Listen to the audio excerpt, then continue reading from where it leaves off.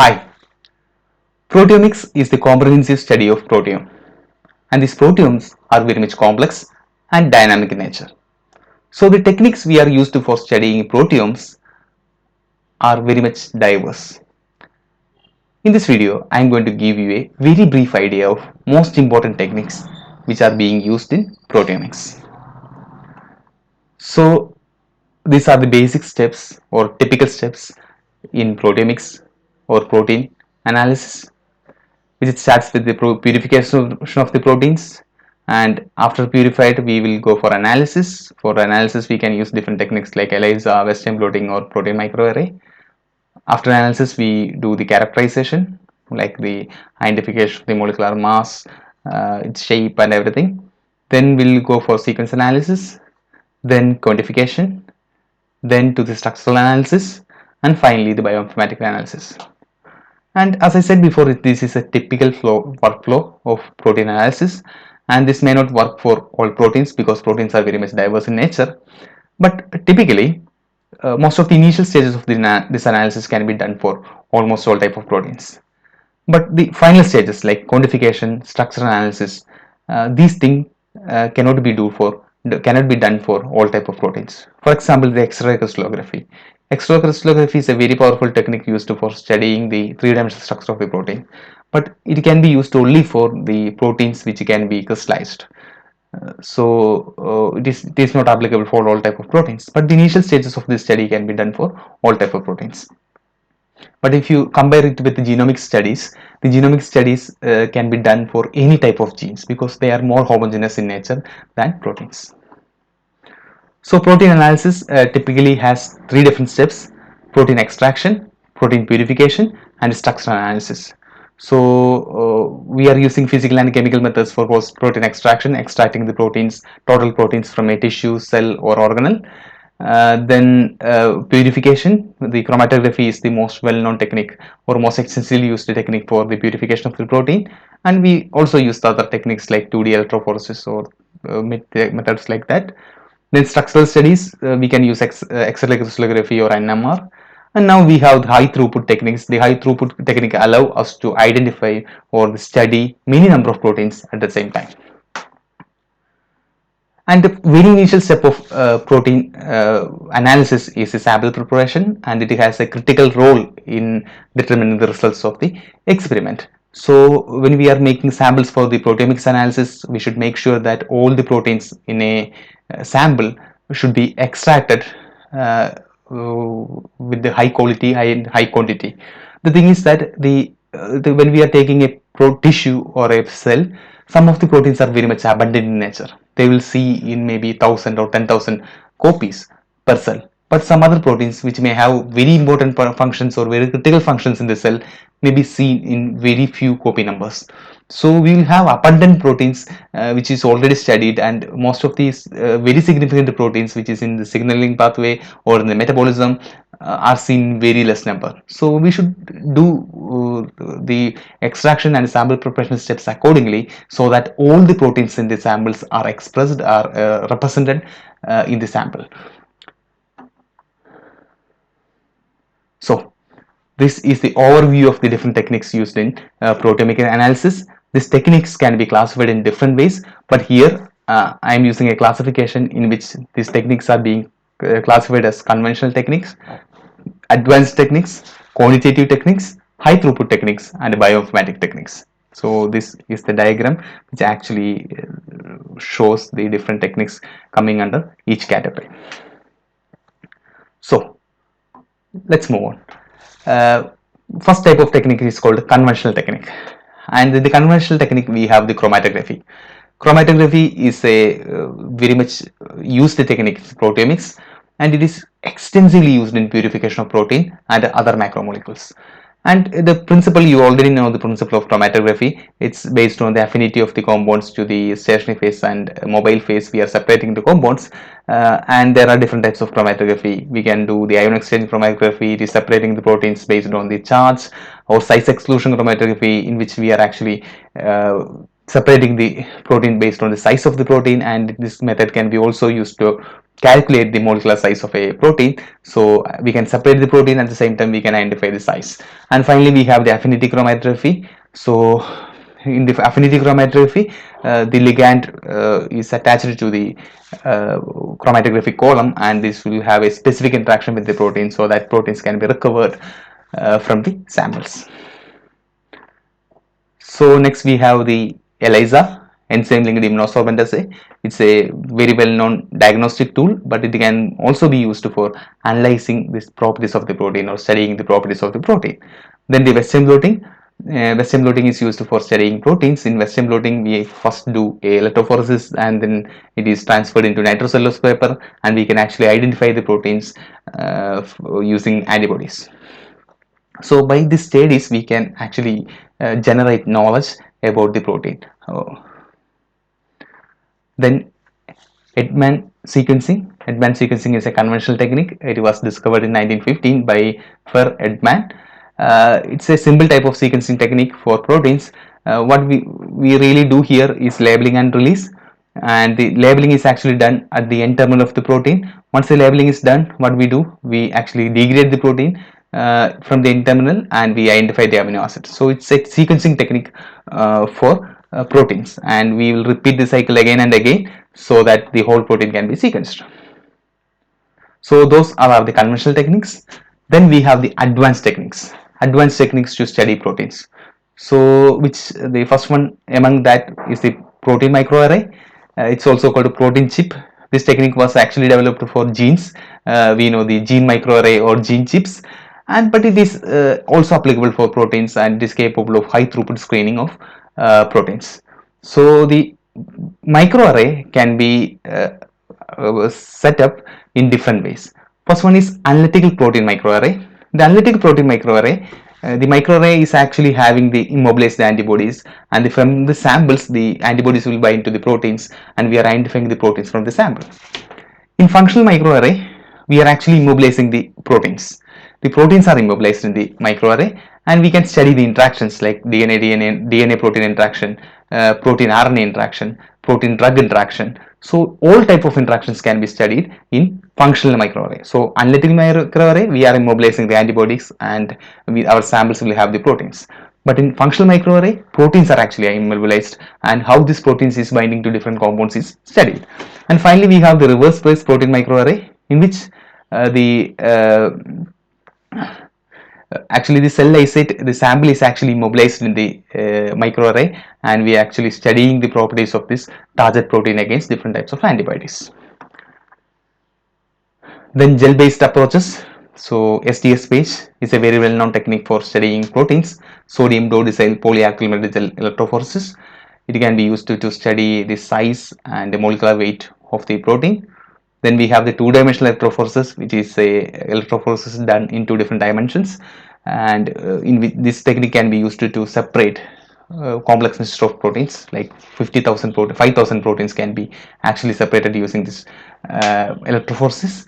It's actually a two-step process. First, the proteins are separated based on the ionic strength, or the based on the charge, it is proteins are separated, and the second stage we are separating the protein based on the molecular mass. So that's why it is called two-dimensional. The first dimension, the first step will be separation based on the based on the charge, and second stage is based on molecular weight, so that we can actually attain very high resolution levels.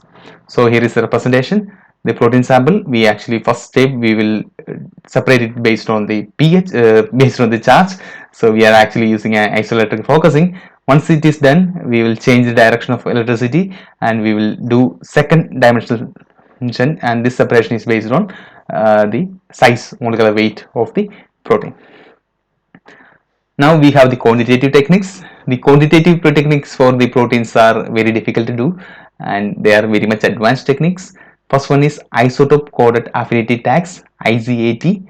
The isotopic labeling method, in which chemical labeling reagents are used to form quantitative proteins.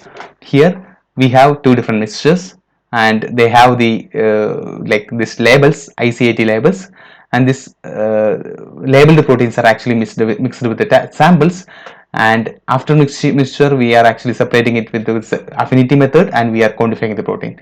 Based on the amount of proteins actually recovered, we can actually quantify the amount of proteins which is actually present in the real sample.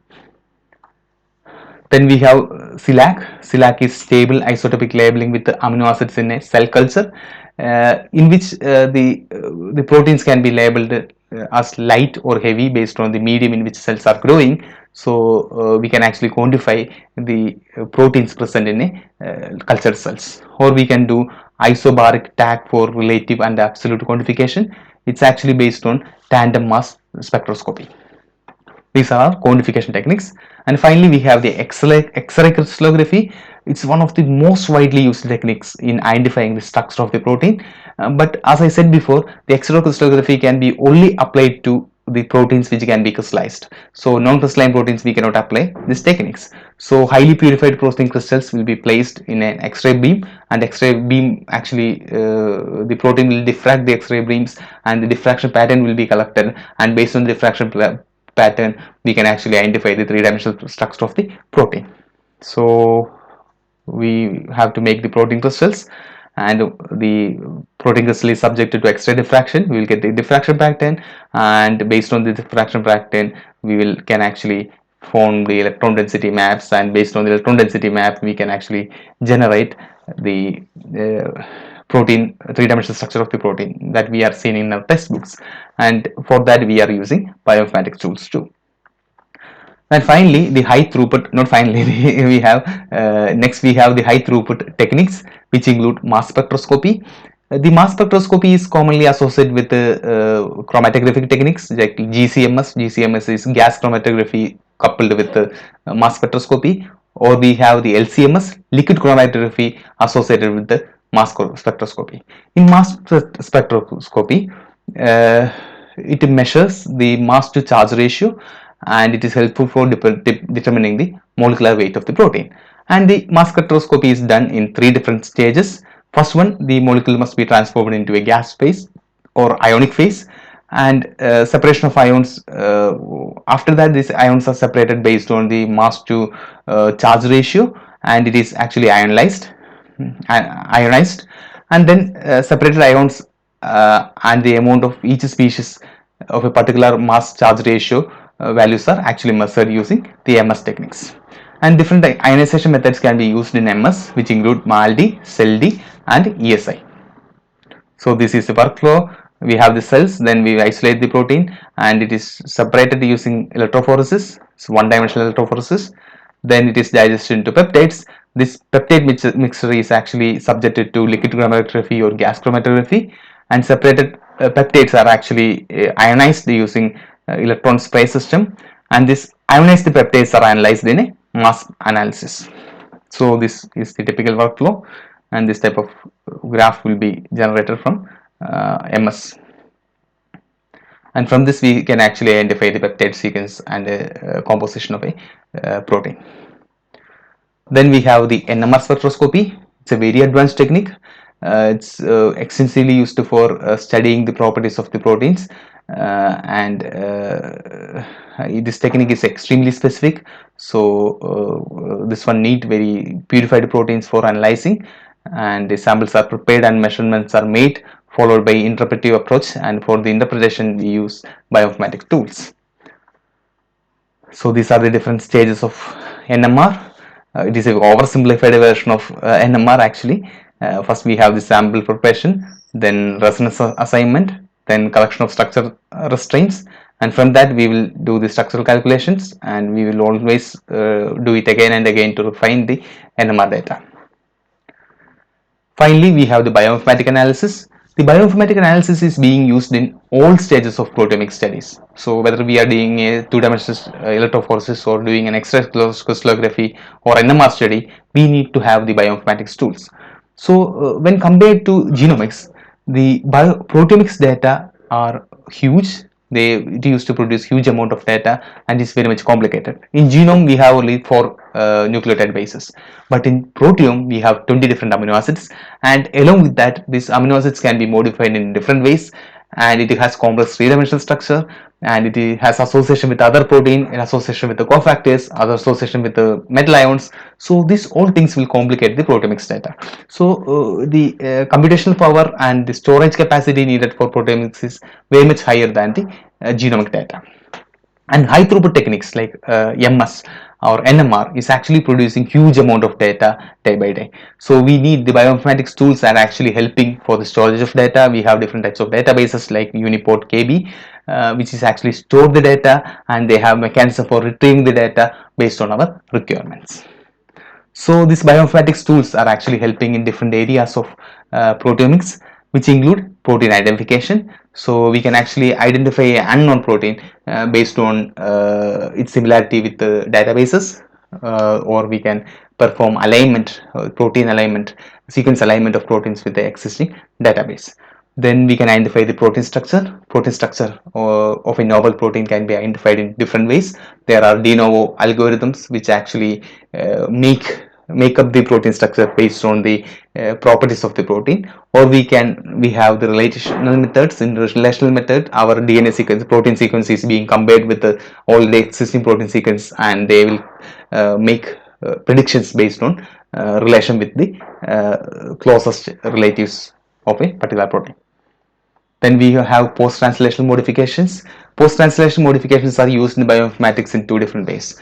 Some post-translational modifications actually help to identify the protein, and the bioinformatic tools also help us to identify the functions of each post-translation modification, how acetylation is changing the protein, and what are the functional impact, or how the phosphorylation is changing the functionality of a protein. So such type of studies can be done using bioinformatics tools. Finally, the bioinformatics is helping to study the biomarkers.